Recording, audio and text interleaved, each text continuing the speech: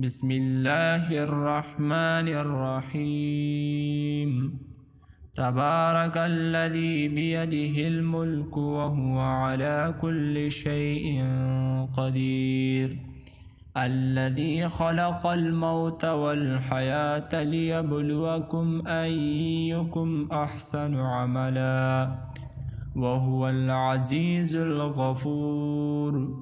الذي خلق 7 سماوات طباقا ما ترى في خلق الرحمن من تفاوت فارجع البصر هل ترى من فطور ثم ارجع البصر كرتين ينقلب إليك البصر خاسئا وهو حسير. ولقد زينا السماء الدنيا بمصابيح وجعلناها رجوما للشياطين وأعتدنا لهم عذاب السعير.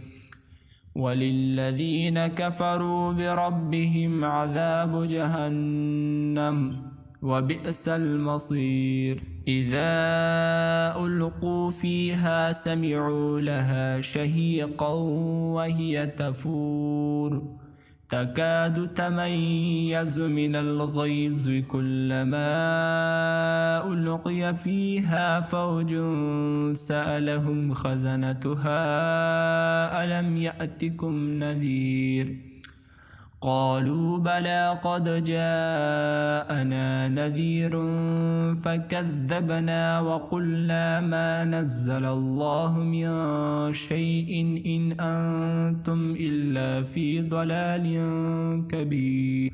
وقالوا لو كنا نسمع أو نعقل ما كنا في أصحاب السعير فاعترفوا بذنبهم فسحقا لأصحاب السعير.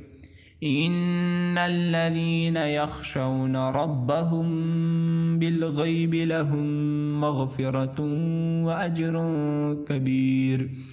وأسروا قولكم أو اجهروا به إنه عليم بذات الصدور. ألا يعلم من خلق وهو اللطيف الخبير. وهو الذي جعل لكم الأرض ذلولا فامشوا في مناكبها وكلوا من رزقه وإليه النشور.